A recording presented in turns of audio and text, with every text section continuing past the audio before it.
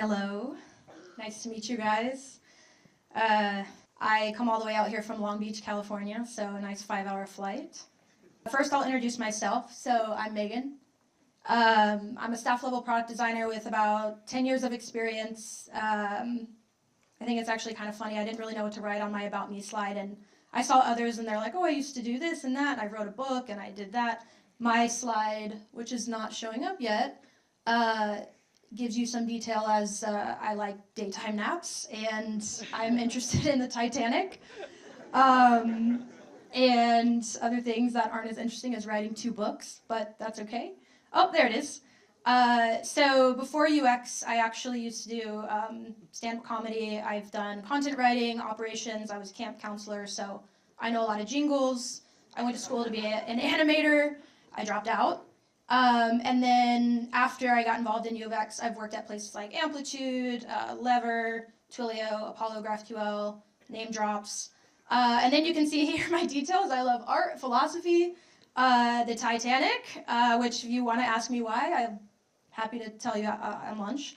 And I have ADHD, and that's why I wore my special sweater today. So I just want to kick us off with a quick exercise, and feel free to shout out loud, but what comes to mind when you hear any of the words on the screen? Leader. All right. Yeah. Okay. Did anybody think about ADHD? No? Probably not. Well, when you hear ADHD, do you think any of the following? Yes. Okay. So if you do, you're not alone. Anecdotal evidence actually suggests the majority of people think, about 50% actually think about the hyperactive traits when they think about ADHD. So if you imagine any of the following, then congratulations, you're the majority. But today I'm here to talk about ADHD as it relates to design. So we'll look at the stereotypes that create limitations, the impact that has on design, and then discuss how to reframe your narrative as an ADHD designer. First, we'll take a look at a 10,000-foot view, so the big picture, understanding neurodivergence in tech. Then we'll narrow in that lens into design, told through my personal story. And then lastly, we're going to zoom all the way in to the individual level, and that's where I will introduce the GR.I.T framework, which, yes, ChatGPT did help me come up with an acronym for my talk. Thank you, ChatGPT. Okay, so while tech is known for its innovation, there is still a significant amount of stereotypes and systemic gaps regarding neurodivergence. So today, these gaps create barriers, which can hinder potential contributions of neurodivergent designers. So I believe it's essential to address these issues to foster a more inclusive and forward-thinking environment. So some may argue, actually, in today's day and age, that neurodivergence is normalized. We talk about it a lot. You hear people talk about it on Instagram, on TikTok, other social media apps. A lot of people are comfortable talking out loud instead of hiding behind it. However, I find that regardless of the digital noise surrounding neurodivergence in tech being a superpower for the company, it's something that can drive innovation, et cetera, it still doesn't really feel normalized within companies or company culture for many of us. So I think it can be very difficult to tell what is safe to share with employers versus unsafe, especially if you work in a state that has at-will employment. If you don't live in the US, congratulations. But let's take a look at the data. So when asked to share with their employers, only 3% of tech employees identified as neurodivergent. However, a direct survey of employees found that 53% of respondents identify as having a neurodivergent condition, with ADHD being one of the most prevalent. I would ask you to reflect what that might say. I believe this data tells a story. I believe there's a noticeable discrepancy between how employers report neurodivergence within their workspace based on disclosure and how employees independently choose to report their experiences, i.e., maybe they don't feel safe to disclose. So the cycle kind of looks like this. ADHD stereotypes create unfair assumptions that can limit opportunities for neurodivergent individuals. These stereotypes lead to barriers that affect how designers are perceived within their roles. And the expectations placed on designers, such as precision and focus, often conflict with these stereotypes. So when you think of design manager, design leader, you probably don't imagine that person having ADHD. In design, when feedback comes in, when feedback is constant, imposter syndrome can thrive, which amplifies that self-doubt, which creates this vicious cycle. When self-doubt combines with perceived limitations, it creates this cycle that you're seeing here, where individuals feel less capable, are less likely to advocate for themselves, and they might even shy away from opportunities. So, how can this create long-term damage? Now we're going to zoom in a little bit, talk about neurodivergence, design, and me. And as a designer with ADHD, I've personally experienced firsthand how the expectations of this field can feel very impossible to meet. The precision, the structure, the constant feedback that comes with the role can amplify the self-doubt and imposter syndrome, especially when ADHD symptoms don't align with those expectations. My mouth is so dry. Nobody look. Okay, that's better. I can feel like my lips like sticking together. Okay, so I was introduced to UX in 2014, 2015. I had a coworker tell me what it was, and after that I got really interested. But I'm going to fast forward through all that, and December 2019, I was interviewing at a company called Amplitude. So this was my first opportunity to work on a team that had a design manager and other designers around me. Up until then, I had only worked with ICs or just me. And I've always said, if you find yourself the smartest person in the room, you're in the wrong room. And I had only like 3 years of experience or 4 years of experience at that time. There's no way I was the smartest designer at the company. So despite my excitement throughout the interview process, I really couldn't shake all this self-doubt that I was having. So the whole time I was interviewing, I had a voice in my head reminding me of all the things that I didn't have. I didn't go to school for design. I didn't know anybody in Silicon Valley. I've never worked with data. I did not even know what cohort meant when I worked there. In fact, somebody mentioned cohort my third day on the job. I didn't ask them what it was. I just clocked it as, huh? But I fell in love with the team. I fell in love with the opportunity for growth and the chance to be mentored by somebody that I really admired. I wanted this job really, really, really bad, and it paid really, really well. So when I got the call saying it was mine, I felt like I had won the lotto.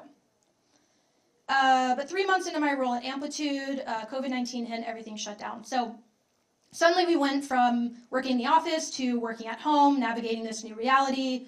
A lot of people were playing Animal Crossing. I was one of them. And it was the start of a very long, uncertain road ahead. Without all the external structure that I had, I relied on things previously, like I need to shower before work, or I need to catch the train, or I'm going to be late. I started to lose accountability. And because I didn't have to turn my camera on in the beginning, I was disgusting. But it's hard to explain. No matter how hard that I tried, no matter how much time that I spent immersed in a project or refreshing myself on details, I couldn't retain anything. I couldn't recall any key details from projects. I couldn't summarize user calls. I even started misinterpreting information. So looking back now, it's pretty clear that my struggles aligned perfectly with symptoms of inattentive ADHD. But at the time, I had no idea what ADHD really was. And like so many others, I just thought it was hyperactivity, which was not me. In fact, I was so unsure of what I was experiencing at one point, I told my manager that I thought I had a brain tumor. So I'm also a hypochondriac. But these struggles only worsened my imposter syndrome, causing me to conflate my ability to perform my job with my self-worth. So not good at job, I'm not good at anything. This is me crying with my dog Goose. In April of 2020, my manager, so the person that had been a huge part of why I wanted the role, left Amplitude. By October, a new design manager had started. She was onboarding. She began transitioning into the role, slowly taking over responsibility for the team. And by November, my interim manager was very well aware of my confusion and cognitive abilities at the time. And then by December, I was not surprised when I received my annual review of meets expectations, needs improvement on my annual performance review. So the first meeting I had with my new manager was also my last. The first week of January 2021, when all returned from holiday break, she fired me. The decision was a complete shock, so no one on my team, including my previous manager, was aware that this was happening. I felt very alone, felt embarrassed, I felt defeated. I didn't want to tell my friends, I didn't want to tell my family. And at the same time, the world felt heavier than ever. COVID-19 had only gotten worse, layoffs were announced every other week. I had no idea what I was about to do. And 7 days after being fired, my last living grandma passed away. I didn't have any savings, my financial situation was grim, and devastatingly, I couldn't afford the cost to attend her funeral, given the uncertainty of my situation. So if that's not the start of the villain's origin story, I don't know what is. Just kidding, kind of. But honestly, for months after that, all I could hear were her words echoing in my head. So this is what she said to me when she fired me. Yeah, so let's just let that sink in for a second. Of all the ways to describe what happened, the one word that I always come back to is reckless. This person was in a position of power, and she had the responsibility to guide, to nurture, and to help us on our individual paths, whether that's weakness or strengths. So 10 minutes on Zoom, and it completely demolished my confidence. It diminished my experience. It reduced my potential to nothing. And in those moments, and many moments after, I did feel like nothing. I felt like I had failed. I felt ashamed. And I felt that shame because deep down I felt stupid. And I felt stupid because the symptoms I never understood had always been labeled that way. Lazy, stupid, unmotivated, careless. And her words weren't just hers. They were a flood. So every time they came back to me, I could just hear all the voices throughout my lifetime that echoed the same judgments, assumptions, and labels. My lips are sticky again. But obviously my story doesn't end there. So I was determined to figure out what was happening to me and how I got in that position. It took about 18 months of doctor's visits, I don't know what word that I just said was. After 18 months of doctor's visits, research, and a lot of self-reflection, I finally got my answer, which was an ADHD diagnosis. So turns out my brain tumor was just inattentive ADHD. The more that I understood myself and how ADHD shaped my behaviors and my patterns, the more I was able to take back control.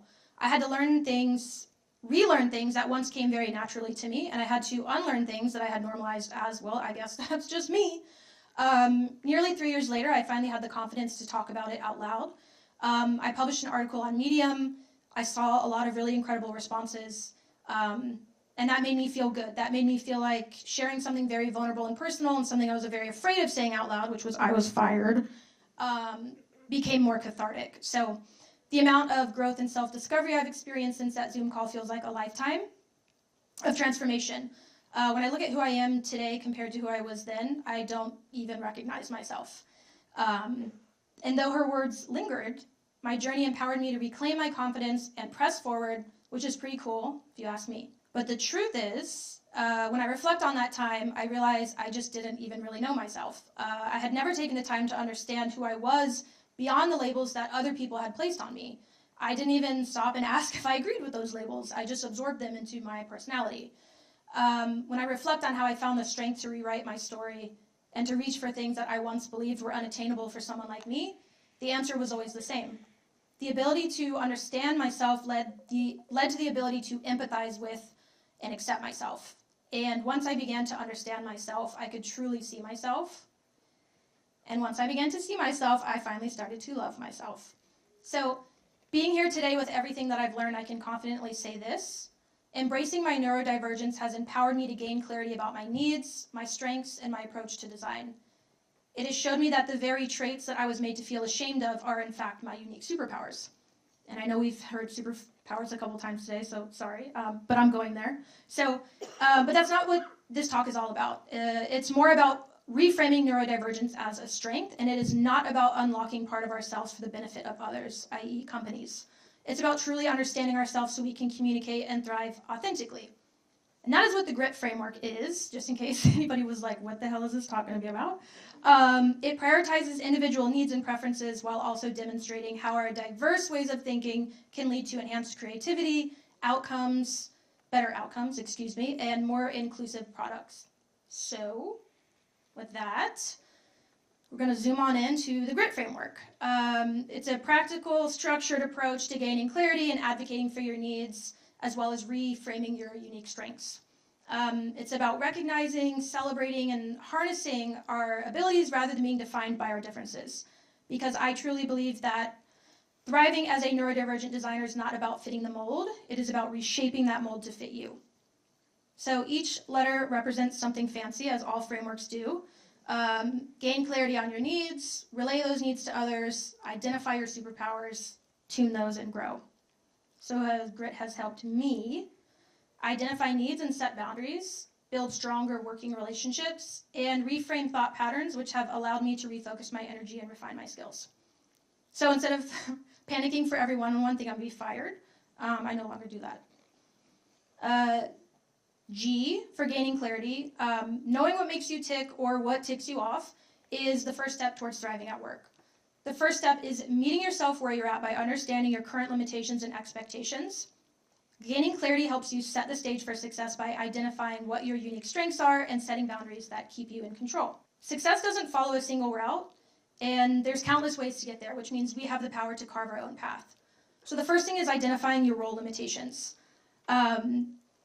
By recognizing what holds you back, you can develop strategies to work around or overcome these obstacles, whether they're challenges within your role, personal limitations, or feedback you've consistently received but struggled to apply. Questions to consider at this stage can be things like, what aspects of my current role do I find particularly challenging? Or are there recurring themes and feedback that I've received in previous roles? Role expectations, so understanding what's expected of you at work. You can reference your original job description or job posting, and then reflect on what you've learned as you've been on the job and use that to set a baseline. This is going to help you understand and identify where expectations and your current experience might not fully align. The last piece of that is just self-reflection. This enables you to turn the above two items into actionable steps. So this is where you can ask yourself, what are the things you absolutely need to be successful at work, or what you can call absolute requirements. These are the things that would hinder you or get in the way of doing your best work, whether it's tech stack, tools, or morale-based. Identify and understand the things that demotivate you. If you have ADHD, demotivators will be the death of the little dopamine you have remaining in your brain. So you want to remove as many distractions as possible through understanding them. So, more fancy arrows and cycles. It's important to note that absolute requirements can actually go a lot deeper than just distractions. This can be things like toxic managers, toxic environments, team members maybe that don't trust you or give you autonomy. Knowing your requirements help you shape your strengths. When you identify what you love doing most, where you add value, what you're most confident in, you can own your strengths and you can also understand your weaknesses. When you are in control and you understand your weaknesses, I found that it's easier to feel less threatened by them. So when someone tells me I'm not good at something, I'm like, yeah, I'm really not that good at that thing. People with ADHD or autism are also at a higher risk for miscommunication in the workplace than neurotypical individuals. So communication is really important as well. Any potential misunderstandings you've identified within your communication style should be noted here. Communicating differently doesn't make anybody wrong. It's just about communication style and getting to know each other. So helping your colleagues understand you understanding your colleagues' communication style, and then coming together to work as one. So intent versus impact is key. While our intentions may be positive, what truly matters is how our actions are perceived and the impact that they have on others. So all of the above equals work preferences, because there's always a way to take something very personal and apply business speak to make it business friendly. When you understand how you work and what environments you will and will not succeed in, you can communicate back to your colleagues and set the right expectations. Before this, I thought work preferences weren't allowed. I didn't think I was allowed to have a preference over how I want to work and times and stuff like that, but I found that just communicating, hey, I prefer to take my meetings after 9:30 a.m. My brain is not awake before that. I won't be my best self. Manager loves that. I need quiet environments to focus. Please don't book over my lunch. I want to eat today. Each struggle around neurodivergence looks different, but in order to move past them in our workplace, we really need to understand ourselves and then communicate that back to our product partners. So if companies don't naturally create space for us to be seen and understood, we sometimes have to create that space ourselves in order to create equitable team dynamics. So the R in GRIT is about relaying your needs comfortably and constructively to others. No one is a mind reader. Sharing your needs with teams and or your boss helps them understand how to best support you. So if you keep things bottled up, you risk misunderstanding, burnout, and missed opportunities. I felt misunderstood for the majority of my jobs, and I wasn't doing anything wrong, but I got consistent feedback on my communication style, which at the time I thought was very good. Apparently using periods in Slack makes people feel bad. So I realized my communication style came off as aggressive due to my directness. However, I thought directness was a good thing. My intention was to make things as clear as possible without room for assumption or implication. But in the world of business, it's not always that straightforward. Sometimes you have to do the compliment sandwich. So I was fearful that if I admitted preferences, that would create a perception that I wasn't good at them. And in turn, that would make me feel or seem less capable or competent. However, the friction caused by misunderstandings started to outweigh the fear of sharing my needs. So this was mentioned in the talk before mine. I also used the Manual of Me. It's a great tool, honestly, to guide communication with colleagues, managers, etc., provide very specific based need statements, preferred work hours.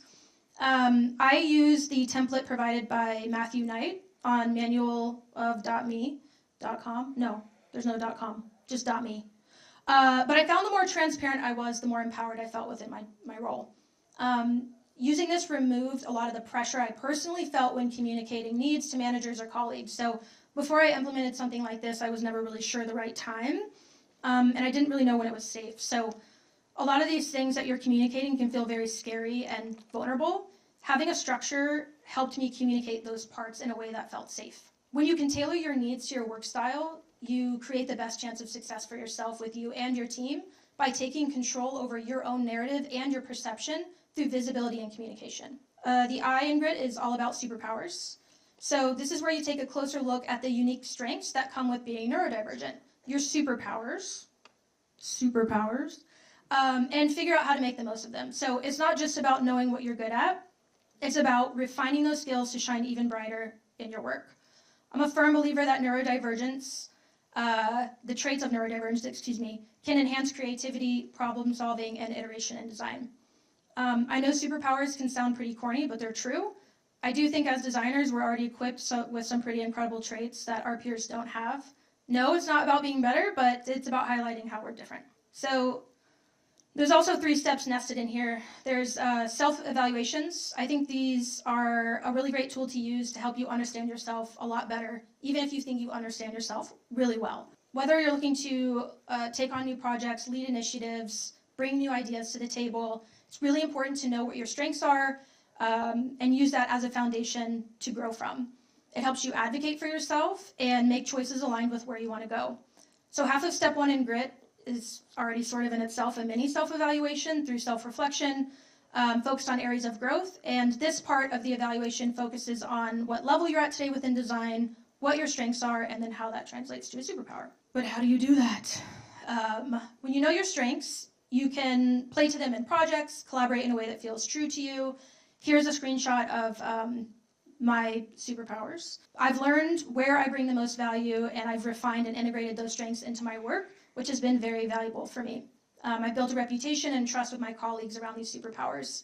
It's made it a lot easier for my manager and me to see where I make the biggest impact and which projects are the best fit. So from a neurodivergent lens, strengths can look like race car thoughts, hyper-focus, thinking outside the box, etc. Once you've confidently identified your strengths, you translate those to design superpowers. So here are some screenshots from IDEO, which has superpowers listed on their website. Your superpowers are the things that make you feel unique amongst your peers. So where do you think you add the most value? Which tasks energize you, etc. As mentioned earlier, ADHD stereotypes often fuel those unfair perceptions of limitations and risks, but the truth is our diverse perspectives are our superpowers. So this is a quote that I really like. Some people describe neurodivergent individuals as being able to think outside the norm. So I see this concept as a superpower in business and design in particular, through the ability to provide a range of perspectives on how a problem can be solved when you approach your solutions through different lenses. This is important because your organization can get stuck in patterns that might have worked in the past, but don't currently work anymore. I call them ghosts, so I think product orgs can get stuck in the same line of thinking, become inflexible. If they've seen something work in the past, they want to resurrect that ghost for the next project and say, hey, this thing worked really well, we should frame our outcomes around that, that North Star was great, but really it's just going to haunt the future of your potential success. Product stakeholders are also probably less likely to take risks when they don't understand the full spectrum of what you or other designers are proposing. Use your ability to see multiple paths forward to sketch those wireframes and flows that guide your team to a shared understanding between the pros, cons, and possibilities. Keep in mind though, pitching the idea of 10 different paths to solve a problem will not give you credibility. So the secret to harnessing your superpower is boiling the problem down to its core goal and the desired outcome so you can directly connect your out-of-the-box proposal with how you see that impacting the business outcome. Powers only become super when you understand how to utilize them. So firing off tons of ideas without follow-up won't return results. Hyper-focusing on work that's not a priority will get you in trouble, which happens to me all the time. Be sure to prioritize based on deadlines and project needs. Thinking outside the box without awareness of what's too far out of the box will come across as unhelpful more than it does productive. So while these can be translated to a superpower, they all have their additional pitfalls, which is why spending a lot of time on G.R.I.T is essential. Understanding yourself, your limitations, and your expectations will shape your superpower. And lastly, the T. The T in GRIT is just about growing your superpowers and shaping your growth to enhance your outputs. I might have cheated by making this just a T, but oh well. As you start to really understand your neurodivergent superpowers, you will start to see how they set you apart in the best way possible. So whether it's your unique way of solving problems, how you see connections others might miss, these are the strengths that make your work stand out. Over time, as you refine processes, you sharpen your skills, you'll notice that feedback helps shape those superpowers even further. Ta-da, it's this again. So tuning is an ongoing process of adapting, learning, and refining your approach. So tuning encourages self-reflection and growth through feedback. This is where you're going to continue translating strengths to product and design, mapping neurodivergent superpowers to design skills, and creating superpower statements. For example, if hyperfocus is one of your superpowers, it's very important to harness and refine that with feedback and set goals to prevent burnout and overextension. Growth is all about the feedback you receive over time and continually reshaping and refining your superpowers. So tuning will make your design and output get stronger, more thoughtful, more creative, more impactful, because you're learning how to harness what makes you you in the best way possible. To put it plainly, it all starts from within. I know it's very corny, but it's true. Understanding yourself allows others to understand you. I think RuPaul says it better, but advocate effectively with practical communication strategies that feel comfortable for you. Understand and harness and refine neurodivergent strengths to utilize as a powerful asset that drive innovation, creativity, and resilience in design. And then utilize the GRIT framework as a roadmap to unlock personal and professional potential, helping you move through challenges with a structured approach to your success. Yay! Lastly, diversity fuels innovation. Embracing diverse perspectives, including neurodivergent ones, leads to stronger, more inclusive design outcomes. I believe we can embrace the unique strengths that come with being neurodiverse, turning those traits we once felt ashamed of into our personal superpowers, and that is exactly what I did. By repurposing my challenges, I developed a process that became a scalable framework. Now others facing similar struggles can use these strategies and actionable takeaways to overcome their obstacles too using the GRIT framework. Thank you.